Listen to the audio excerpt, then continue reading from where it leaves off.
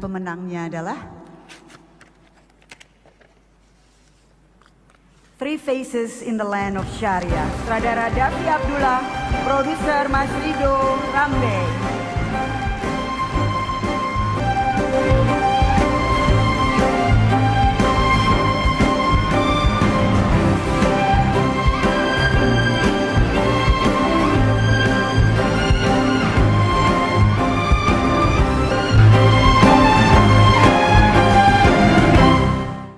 Assalamualaikum warahmatullahi wabarakatuh. Sahabat Masa Kini, kembali lagi bersama saya Putri Zidni di Masa Kini Talks. Ini kita dari udah berapa segmen ke belakang nih, kita keliling-keliling satu kota Banda Aceh, nggak duduk di studio ya. Akhirnya kita kembali berada di studio Masa Kini kita yang paling fenomenal ini nih. Sekarang bersama Putri telah hadir Bang Davi Abdullah, seorang filmmaker yang baru-baru ini karyanya meraih Piala Citra kategori film dokumenter terbaik ya Bang Davi ya. Judulnya Three Faces in the Land of Sharia. Luar biasa sekali. Bang Davi, boleh dong diperkenalkan sama sahabat Masa Kini? Assalamualaikum warahmatullahi wabarakatuh. Nama saya Davi Abdullah. Kebetulan telah membawa pulang Piala Citra tahun 2021 dengan kategori film dokumenter pendek terbaik di 2021 ini. Masya Allah, ini baru-baru ini nih Aceh kayaknya kembali mengharumkan nama daerah ya Bang ya. Memenangkan Piala Citra, terus dari Duta Wisata juga ada yang menang jadi Duta Wisata Indonesia, itu juga dari Aceh ya sahabat Masa Kini ya. Bang, mau nanya dong, kok bisa sih milih konten Three Faces in the Land of Sharia? Kenapa tuh kira-kira? Ini persoalan sudut pandang nih, cara melihat sesuatu itu yang memiliki nilai unik dan menarik. Betul. Jadi kadang-kadang ada sesuatu yang menarik menurut kita belum tentu menarik bagi orang lain. Betul. Jadi ini persoalan bagaimana menentukan angle ataupun sudut pandang. Dan menurut saya angle tiga wajah ini, kalau misalnya diartikan itu tiga wajah di negeri syariah, ini menjadi menarik di saat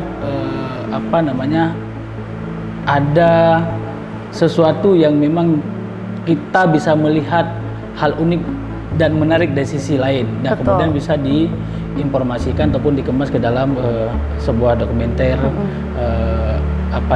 yang menceritakan tentang sisi-sisi sosial, sisi-sisi kehidupan mereka yang ada di Aceh. Mungkin itu. Betul. Jadi makna apa sih sebenarnya Abang tuangkan ke dalam film dokumenter ini Bang? Ini sebuah perjalanan tiga orang di Aceh, di mana mereka juga menjadi bagian daripada kehidupan orang Aceh di sini, dan kemudian mereka secara identitasnya berada di sini. Faktanya mereka itu dan masih banyak orang-orang lain yang mungkin melihat bahwa implementasi hukum cambuk itu, hukum syariah itu masih belum mengakomodir ataupun masih tumpul ke atas dan tajam ke bawah. Artinya bagi masyarakat yang sekelas mereka ini sangat menjadi ancaman ya. Betul. Ancaman seperti misalnya seperti kasus yang terjadi baru-baru ini, ada seorang ayah yang dibebaskan ya, yang melakukan ruda paksa, dan ada banyak kasus lainnya. Baru-baru juga ada kasus khalwat di salah satu institusi pemerintahan, dan karena mereka itu pejabat ya, mereka mendapat impunitas gitu ya, artinya kebal terhadap proses hukum syariah. Dan hukum syariah itu lebih melihat ataupun memandang kepada kalangan-kalangan bawah ataupun minoritas. Baik. Mungkin itu. Gitu ya. Nah, kalau untuk hukum cambuk sendiri ini kan pro dan kontra ya Bang ya.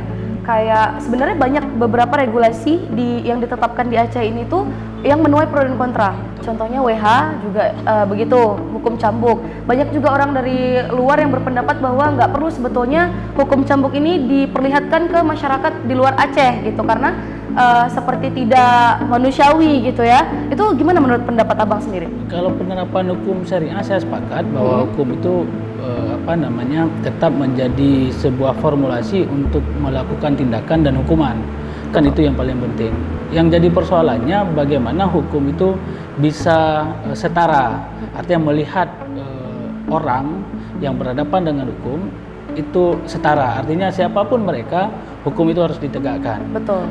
Kalau misalnya pada faktanya kita melihat bahwa hukum syariah ini sangat terbatas, ya, sangat terbatas mengatur cuma berapa hal saja. Sebenarnya hukum syariah ini hukum yang memang lebih luas jangkauannya, ya, lebih sejuk sebenarnya, lebih mantap lah, ya kan, dibandingkan dengan hukum lainnya misalnya. Tapi pada prosesnya penerapannya hukum syariah ini masih sangat terbatas untuk implementasinya.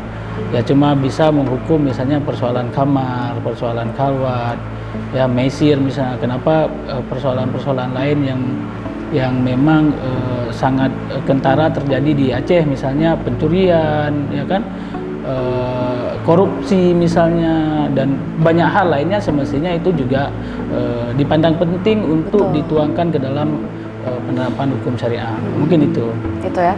Masih seputar hukum cambuk nih Bang.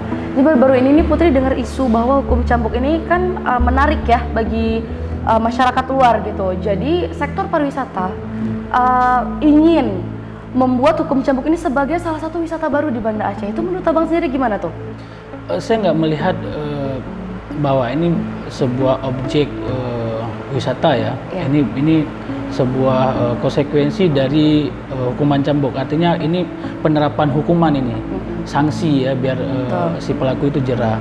Saya nggak melihat bahwa keputusan hukum khususnya cambuk itu menjadi objek wisata yang dipertontonkan, dan menurut saya itu malah mencederai di saat memang si peminum khamar misalnya dicambuk misalnya, dan kemudian dipertontonkan dan kemudian dieksplor ataupun diekspos oleh multi platform media misalnya dengan media sosial. Itu hukuman yang nggak pernah berhenti. Misalnya katakanlah si pelaku ini dapat cambuk 50 kali ya, sesudah itu tuntas, dan kemudian dia bisa dihukum seumur hidup karena satu foto dia itu diupload sampai tua ya di jejaring sosial misalnya, itu sampai tua hukuman itu akan berlaku terhadap dia, dan itu menjadi labeling. Itu pada satu proses kedua. Ada juga yang semestinya di hukumnya lebih berat tapi malah lebih ringan, misalnya pemerkosaan dan pelecehan terhadap anak misalnya, semestinya dihukum 15 tahun cuma dicambuk misalnya 40 kali. Nah itu juga menjadi kemunduran hukum di situ.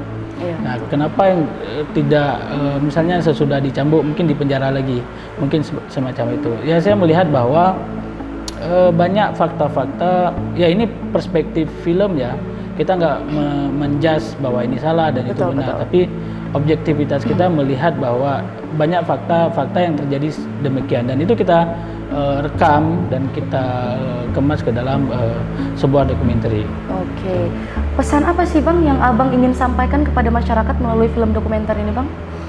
Hukum ini kan hukum Tuhan ini, syariah, hukum syariah. Ya, saya melihat kalau misalnya lebih maksimal, lebih serius dalam proses penerapan hukum syariah dan lebih luas, itu jauh lebih menarik ya.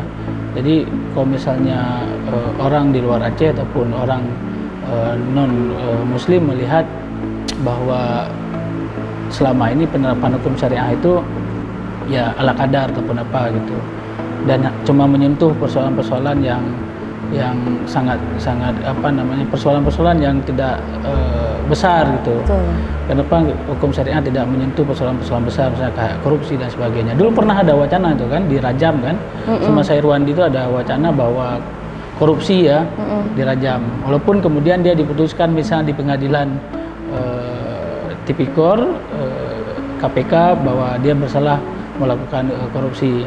Nah, semestinya itu menjadi bumerang kan, misalnya dia sudah mengeluarkan statement bahwa kalau bisa hukum syariah itu diterapkan juga bagi koruptor. Mungkin itu juga menjadi sebuah kekecewaan bagi saya pribadi, masyarakat Aceh. Kenapa masih tembang pilih ya. Iya. Di saat hukum syariah itu memandang yang bawah itu harus dihukum, yang atas itu harus dibebaskan dari keputusan hukum itu sendiri. Oke, betul. Nah, sahabat masa kini ini kita udah mengulik tentang film dokumenter itu sendiri ya. Kembali ke diri abang nih. Iya. Abang udah berapa lama sih kira-kira berkecimpung di dunia perfilman ini? Nggak begitu lama ya, tapi seingat saya itu 2006 itu saya sudah coba mulai. Dan ada beberapa karya dokumenter yang memang target saya sih bukan ikut festival lah. Iya. Itu ya paling sekedar hobi, dan kemudian ya sebatas itu. Dan kemudian mungkin ada juga kegiatan-kegiatan dokumenter yang sifatnya edukasi, advokasi, itu saya lakukan ya sebatas menyalurkan bakat dan hobi saya. Oke, berarti ini job sampingan ya bisa dibilang ya? Hobi gitu ya, hobi. Ini bukan job. Iya, jadi hobi yang membawa berkah gitu ya. Jadi abang selama ini udah pernah kayak mengedukasi orang-orang yang maksudnya tertarik di bidang perfilman gitu, pernah? Dari 2013 sampai sekarang saya buat sebuah base camp, namanya Markas Bersama. Di situ menjadi tempat ataupun ruang bagi kawan-kawan yang punya kemampuan di bidang jurnalistik dan film. Jurnalistik itu bisa fotografi, menulis dan televisi, dan juga film itu bisa fiksi dan dokumenter. Itu saya pertemukan di ruang itu. Jadi bagi kawan-kawan yang ingin belajar dan kawan-kawan yang ingin belajar, kita pertemukan di situ. Dan itu sudah berjalan hampir 10 tahun lah. 10 tahun ya, udah lama loh bang. Kok abang bilang nggak lama berkecimpung di dunia perfilman? Ya, dari 2006 saya udah. Dari 2006 nih, 2022 bang, mohon maaf. Udah berapa tahun ya? 16 tahun?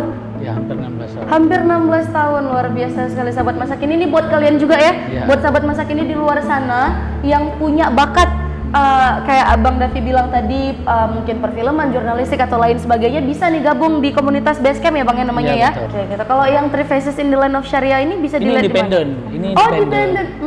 Ini secret, rahasia, kalian nggak bisa lihat. Independen, ini produk independen, tidak ada sponsor. Dan kemudian untuk mengaksesnya mungkin tidak sekarang karena ini terbatas. Dan kemungkinan nanti suatu saat kita mungkin tahun depan akan kita launching di di kanal YouTube, insyaallah. Tahun depan ya sahabat masa kini. Kalau kalian penasarannya sekarang gimana isi film dokumenter yang memenangkan Piala Citra ini, tahun depan kalian bisa lihat ya. Nanti Bang Davi sendiri yang akan mempublish itu ke YouTube channel pribadi ya. Tapi bisa juga diakses di saat memang ada ruang diskusi dan bisa di screening. Jadi itu untuk kalangan terbatas, bukan untuk publik. Maksud saya tadi kalau misalnya untuk publik itu melalui kanal YouTube itu bisa diakses secara umum itu di tahun depan. Tapi kalau misalnya untuk kalangan terbatas bisa langsung menghubungi saya. Jadi kalau kalian yang punya rasa kepo yang tingkat dewa gitu kan, netizen yang keponya tuh luar biasa, bisa langsung hubungi Bang Davi untuk minta lihat nih bang, mau lihat dong film yang abang menangin Piala Citra kemarin, bisa tuh bang ya? Bisa diperlihatkan, nggak usah khawatir sahabat masa kini. Nah ini jadi pesan juga buat anak-anak muda di luar sana ya bang ya, mereka yang punya bakat, mereka yang malas untuk mengasah bakat mereka tuh, harusnya mereka lebih giat lagi. Kita nggak pernah tahu kan ke depannya, kayak Putri selalu bilang nggak pernah tahu kita ke depannya bakalan jadi apa. Kayak Bang Davi tiba-tiba udah menang Piala Citra aja, tiba-tiba udah. Nggak tiba-tiba lah, itu proses. Oh iya, proses ya kan, proses itu kan juga secara tiba-tiba gitu. Nah, udah sekian banyak perbincangan kita nih, kayaknya kita udah saatnya berpisah dengan sahabat masa kini di Bang Davi. Kasih dong motivasi abang sedikit, mungkin ada pesan yang ingin abang sampaikan ke masyarakat ataupun sahabat masa kini di luar sana bang. Semua orang itu terlahir dengan beragam potensi ya, beragam potensi, dan kemudian yakinlah bahwa satu saat itu kita akan menemukan potensi kita. Jadi ikhtiar itu menjadi pola dasar, ya kan? Dan kemudian jangan lupa berdoa untuk memaksimalkan potensi. Kalau misalnya istilah saya itu menembus keterbatasan, itulah kita menemukan sebenarnya itulah potensi kita, dan potensi itu bisa beragam nilai dia bisa bernilai ekonomis, sosial, dan apapun. Misalnya kayak saya ini sebagai pembuat film, potensi saya kemudian muncul, dan kemudian saya bisa berkontribusi terhadap orang-orang yang mungkin bisa saya suarakan, orang-orang yang memang patut bisa saya bantu. Mungkin melalui film juga bisa kita melakukan banyak hal. Ya, harapan saya bagi kaula muda masa kini, temukan potensi dan terus berusaha dan jangan lupa berdoa. Mungkin itu. Oke, Masya Allah. Oke, sahabat masa kini, saatnya kami pamit undur diri. Saya Putri Zidni, pamit undur diri. Assalamualaikum warahmatullahi wabarakatuh.